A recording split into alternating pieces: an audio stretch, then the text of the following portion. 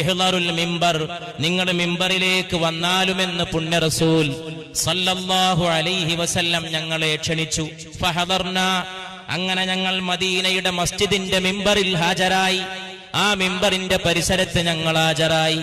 മാ ബൈന ബൈതി വ മിമ്പറി റൗദത്തും മിൻ റാദിൽ ജന്ന, എന്റെ വീടിനും എന്റെ മിമ്പറിനും ഇടയിലുള്ള സ്ഥാനം സ്വർഗത്തിന്റെ ഉദ്യാനങ്ങളിൽപ്പെട്ട ഒരു ഉദ്യാനമാണ്. എന്റെ മിമ്പറിനും എന്റെ വീടിനും ഇടയിലുള്ള സ്ഥാനം സ്വർഗത്തിലെ ഉദ്യാനങ്ങളിൽപ്പെട്ട ഒരു ഉദ്യാനമാണ്.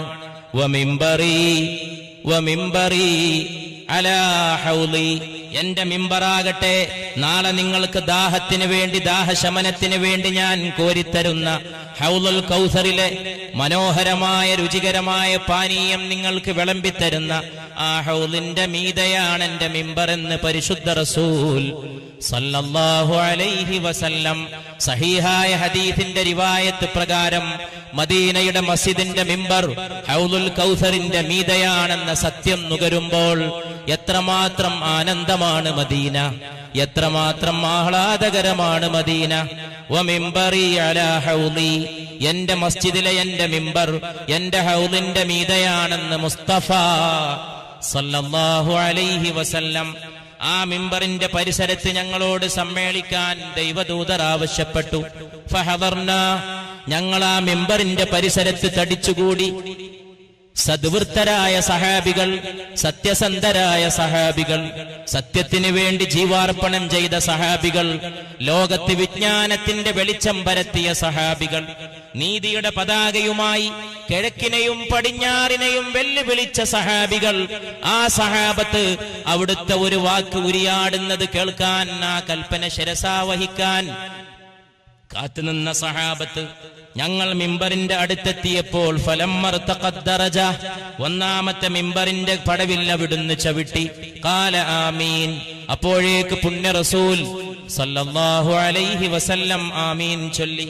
സുമ്മർതഖദ്ദറജത്തത്താനിയ, പിന്നെ മിമ്പറിന്റെ രണ്ടാമത്തെ പടവിൽ പുണ്യ റസൂൽ തന്റെ കാല് വെച്ചു സല്ലല്ലാഹു അലൈഹി വസല്ലം. മിഅ്റാജിന്റെ രാവിൽ ആകാശഗോളങ്ങൾക്കപ്പുറത്തേക്ക് പാറിപ്പറന്നു പോയ സിദ്റത്തുൽ മുന്തഹ മരത്തിന്റെ അടുക്കലെത്തിയപ്പോൾ ജിബ്രീൽ പോലും നിന്ന് അത്ഭുതപ്പെട്ട് നോക്കി നിന്നുപോയി. ഖുദാ ജാനേ മഖാമെ മുസ്തഫ ക്യാ ഹേ, മുസ്തഫാന്റെ സ്ഥാനം എന്തെന്നറിയുന്നവൻ അല്ലാഹു മാത്രം സല്ലല്ലാഹു അലൈഹി വസല്ലം. ജിബ്രീലിന് കടന്നു പോകാൻ കഴിയാത്ത ദിക്കിലേക്ക് പറന്നുപോയ പാദങ്ങൾ, ആ പാദങ്ങൾ മദീനയുടെ മിമ്പറിന്റെ രണ്ടാമത്തെ പടവിൽ വെച്ചപ്പോഴും ഫഖാല ആമീൻ, അപ്പോഴും അവിടുന്ന് ആമീൻ ചൊല്ലി. സുമ്മർതഖദ്ദറജത്തത്താലിത, പിന്നെ മൂന്നാമത്തെ പടവിലേക്ക് അവിടുത്തെ പുണ്യമാക്കപ്പെട്ട പാദം അവിടുന്ന് ഊന്നി വെച്ചപ്പോഴും ഫഖാല ആമീൻ, അപ്പോഴും അവിടുന്ന് ആമീൻ ചൊല്ലി.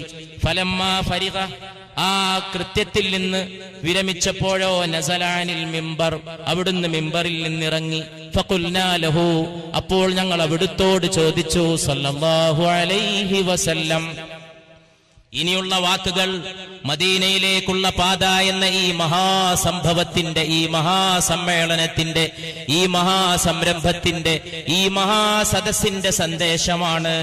യാ റസൂലല്ലാഹ്, അല്ലാഹുവിന്റെ റസൂലേ, സമിഅനാ മിങ്കൽ യൗമ ശൈഅൻ മാ കുന്നാ നസ്മഉ, ഞങ്ങൾ ഇത്രത്തോളം കാലം കേൾക്കാത്ത ഒരു വിഷയമാണല്ലോ കേട്ടത്.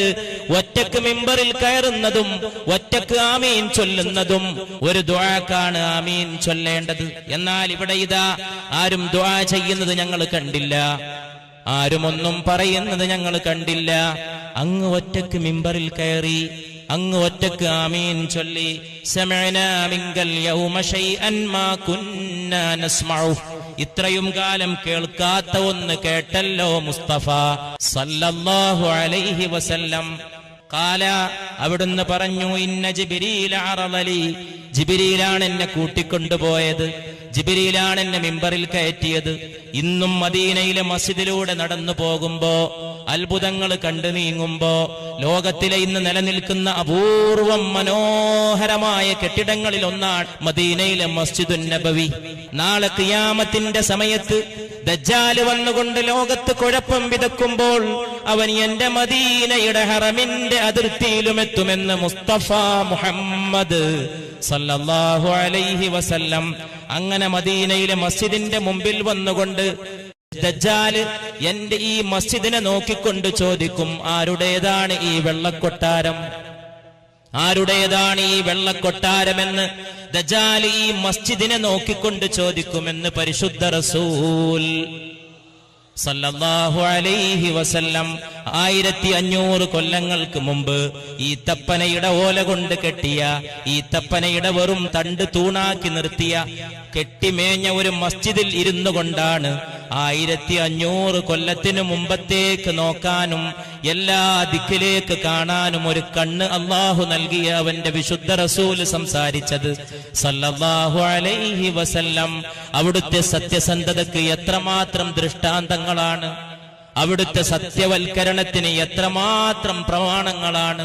ആർക്ക് ധൈര്യമുണ്ടാകും ഈത്തപ്പനയുടെ ഓല കൊണ്ട് കെട്ടിയ, ഈത്തപ്പനയുടെ തണ്ട് തൂണാക്കി നിർത്തിയ, മഴ പെയ്താൽ ഞങ്ങളുടെ മസ്ജിദ് ചോർന്നൊലിക്കുമായിരുന്നുവെന്ന് സഹാബത്ത് രേഖപ്പെടുത്തിയ മസ്ജിദിൽ ഇരുന്നു കൊണ്ട് ലോകത്തിന്റെ പ്രവാചക തിരുമേനി മുസ്തഫ സല്ലല്ലാഹു അലൈഹി വസല്ലം പറയുകയാണ്, എന്റെ മസ്ജിദിനെ നോക്കിക്കൊണ്ട് ദജ്ജാൽ ചോദിക്കും, ആരുടേതാണ് ഈ വൈറ്റ് പാലസ്?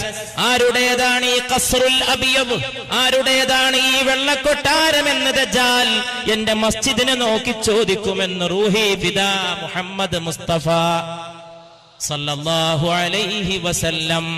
കൊല്ലങ്ങൾ കഴിഞ്ഞാൽ തന്റെ മസ്ജിദ് ഒരു കൊട്ടാരമായി മാറുമെന്ന്, അതിന്റെ നിർമ്മാണത്തിന് ലക്ഷോപലക്ഷം ഡോളർ ചെലവഴിക്കപ്പെടുമെന്ന്, അതിന് AC നിർവഹിക്കപ്പെടാൻ കിലോമീറ്ററുകൾക്കപ്പുറത്ത് എയർ കണ്ടീഷൻ പ്ലാന്റ് നിർമ്മിക്കപ്പെടുമെന്ന്, അതിനകത്തൊരൊന്നാന്തരം ഗ്രന്ഥശാല പ്രവർത്തനം ആരംഭിക്കുമെന്ന്, അതിന്റെ ചോട്ടിൽ ആയിരക്കണക്കിന് വാഹനങ്ങൾ പാർക്ക് ചെയ്യുന്ന സൗകര്യങ്ങൾ നിർമ്മിക്കപ്പെടുമെന്ന്, അതിന്റെ മിനാരങ്ങൾ മാനം മുട്ടി നിലകൊള്ളുമെന്ന്, അതിന്റെ പച്ച കുബ്ബ കണ്ടിട്ട് ലോകത്ത് ലക്ഷോപലക്ഷം കണ്ണുനീര് പൊഴിക്കുമെന്ന് 1500 വർഷങ്ങൾക്ക് മുമ്പ് അവിടുന്ന് ദീർഘദർശനം ചെയ്തു സല്ലല്ലാഹു അലൈഹി വസല്ലം.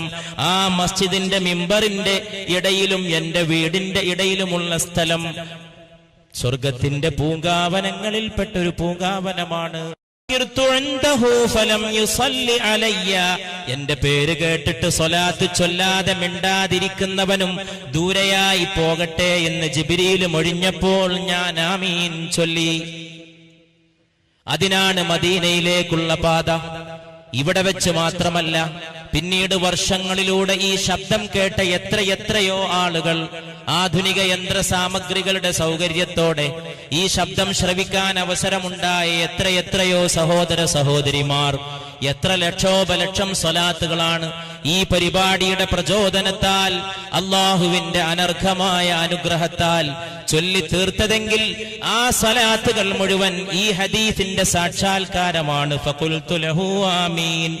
എന്റെ പേര് കേട്ടിട്ട് സ്വലാത്ത് ചൊല്ലാതെ മിണ്ടാതിരിക്കുന്നവന്റെ നേരെ അവൻ അകന്നു പോകട്ടെ എന്ന് ജിബ്രീൽ എപ്പോഴും നബിയെ, അങ്ങയുടെ മേൽ സ്വലാത്ത് ചൊല്ലാതെ മിണ്ടാതിരിക്കുന്നവൻ അകലെയായി പോകട്ടെ എന്ന് പറഞ്ഞപ്പോഴും ഞാൻ ആമീൻ ചൊല്ലി എന്ന് പരിശുദ്ധ മുഹമ്മദ് മുസ്തഫ. അതുകൊണ്ട് നമ്മുടെ നിഷ്ഠയാണ്, മോഹമാണ് ഈ സദസ്സിൽ സ്വലാത്ത് മൊഴിയാത്തവൻ ഉണ്ടാകരുതേ. ഇവിടെ അങ്ങനെ ചുണ്ടുച്ചരിക്കാത്തവനും ചലിക്കാത്തവനും ഉപനാകരുതേ. മൂന്നാമത്തെ പടവിൽ ഞാൻ പാദമൂന്നിയപ്പോൾ ഖാല ജിബ്രീൽ പറഞ്ഞു, ബഅദമൻ അദ്റക അബവൈഹിൽ കിബറു ഔ അഹദഹുമാ ഫലം യുദ്ഖിലാഹുൽ ജന്ന. പ്രായമെത്തിയ മാതാപിതാക്കളെ അവഗണിച്ച് അവരെ പരിപാലിക്കാത്തതിന്റെ പേരിൽ നാളെ പരലോകത്ത് സ്വർഗപ്രവേശം നിഷേധിക്കപ്പെടുന്ന മക്കളായ സന്താനങ്ങൾ അവർ അകലെയായി പോകട്ടെ എന്ന് ജിബ്രീൽ പ്രാർത്ഥിച്ചപ്പോഴും ഞാൻ ആമീൻ ചൊല്ലി. 1500 വർഷങ്ങൾക്ക് മുമ്പ് വൃദ്ധസദനങ്ങൾക്കെതിരെയുള്ള താക്കീതാണ്. ഒരു ചാരുക്കസേരയിട്ട് കാരണവരെ കോലായിൽ ഇരുത്തിയിരുന്ന പ്രത്യേക നാടാണ് കേരളം. കേരളീയ കുടുംബങ്ങളുടെ ഏറ്റവും വലിയ പ്രത്യേകത, കോലായിൽ കസേരയിട്ടിരിക്കുന്ന ഒരു കാരണവർ, കുഞ്ഞുമക്കളെ സ്നേഹിച്ചു പരിപാലിക്കുന്ന കുടുംബത്തലവനായ ഒരു കാരണവർ. ആ കേരളത്തിലാണ് ഗ്രാമങ്ങൾ തോറും വൃദ്ധസദനങ്ങൾ. പ്രായമെത്തിയ മാതാപിതാക്കൾക്ക് സ്ഥാനം നിഷേധിച്ച് അവരെ ബഹിഷ്കരിക്കുന്ന ആധുനിക സമൂഹത്തിന്റെ യാന്ത്രികതയുടെ മുമ്പിൽ കാശ് കൊണ്ടുവരാത്തതും പണം ഉണ്ടാക്കാത്തതും ഒക്കെ തിരസ്കരിക്കണമെന്ന് പഠിപ്പിക്കുന്ന ആധുനിക സമൂഹം. എന്തിനാണോ പണം കൊണ്ടുവരാൻ സാധിക്കുക അതിന് മാത്രം വിലയുണ്ടെന്ന് പഠിപ്പിക്കുന്ന ആധുനിക സമൂഹം. കുട്ടികളേത് വിദ്യാഭ്യാസം ചെയ്യണമെന്ന് ചോദിച്ചാൽ കാശുണ്ടാക്കുന്ന കോഴ്സിന് മാത്രം ചേരണമെന്ന് പഠിപ്പിക്കുന്ന ആധുനിക സമൂഹം. ബ്രെഡ് കൊണ്ടുവരാത്ത, അപ്പം കൊണ്ടുവരാത്ത വിവരങ്ങളും വിജ്ഞാനങ്ങളും തള്ളിക്കളയണമെന്ന് പഠിപ്പിക്കുന്ന ആധുനിക സമൂഹം.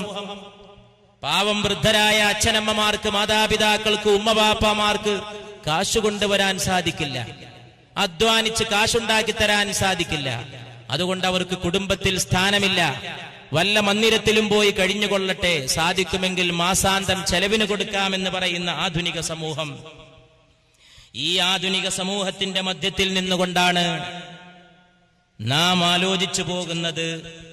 മനുഷ്യനെ മാനിച്ചുകൊണ്ട് അതിനുള്ള ഉന്നതമായ മൂല്യങ്ങളെ ഉൾക്കൊള്ളുന്ന മതവിശ്വാസത്തിലേക്ക്, മതത്തിന്റെ മൗലിക നന്മകളിലേക്ക്, യഥാർത്ഥമായ മതം പഠിപ്പിക്കുന്നതായ തത്വങ്ങളിലേക്ക് തിരിച്ചു പോകാൻ അതിനുള്ള പ്രതിജ്ഞ ഏറ്റവും കൂടുതൽ പുതുക്കേണ്ട സന്ദർഭമാണിത്.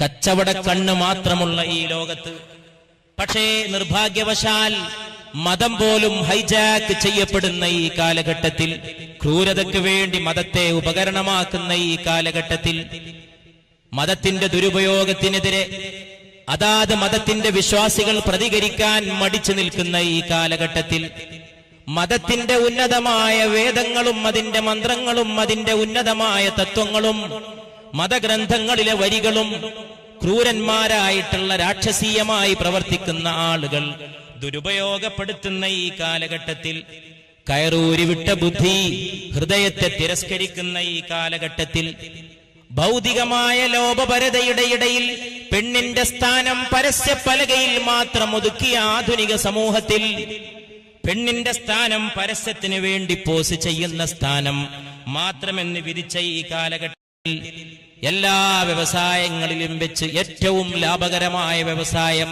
മിലിറ്ററി ക്യാമ്പുകളാണെന്ന് പഠിപ്പിച്ച ആധുനിക സമൂഹത്തിന്റെ സംസ്കാരത്തിന്റെ മധ്യത്തിൽ മിലിറ്ററി ഇൻഡസ്ട്രിയൽ കോംപ്ലക്സുകൾ, ആളെ കൊല്ലുന്ന സൈനിക താവളങ്ങൾ ലോകമെങ്ങും തുറക്കുന്ന ഈ കാലഘട്ടത്തിൽ, സൈനിക വ്യവസായം ലോകത്ത് വർദ്ധിച്ചു വരുന്ന ഈ കാലഘട്ടത്തിൽ, കിഴക്കും പടിഞ്ഞാറും തമ്മിലുള്ള സംസ്കാരങ്ങളുടെ സംഘട്ടനത്തെക്കുറിച്ച് പാശ്ചാത്യരുടെ തിയറികൾ വന്നുകൊണ്ടിരിക്കുന്ന ഈ കാലഘട്ടത്തിൽ, ആഗോളവൽക്കരണം, സാമ്രാജ്യത്വം ഓമന പേരുകളിലൂടെ പാവങ്ങളുടെ നെഞ്ചത്ത് കയറി അവനെ അപമാനിക്കുന്ന ഭരണാധികാരികൾ വർദ്ധിച്ചു വരുന്ന ഈ കാലഘട്ടത്തിൽ, പാവപ്പെട്ടവന്റെ കുപ്പായം കീറി അവന്റെ നെഞ്ചത്ത് ചവിട്ടുന്ന ആളുകൾ വർദ്ധിച്ചു വരുന്ന ഈ കാലഘട്ടത്തിൽ, റോമാ സംസ്കാരവും റോമാ സാമ്രാജ്യവും ഇന്ന് തോറ്റെങ്കിൽ നാളെ ജയിക്കുമെന്ന് പ്രഖ്യാപിച്ച പരിശുദ്ധ ഖുർആൻ വലിയ സാമ്രാജ്യത്വങ്ങളെ വെല്ലുവിളിക്കാനുള്ള ധൈര്യം ഉന്നതരായ സഹാബികൾക്ക് പ്രദാനം ചെയ്ത വിശുദ്ധ മുഹമ്മദ് മുസ്തഫ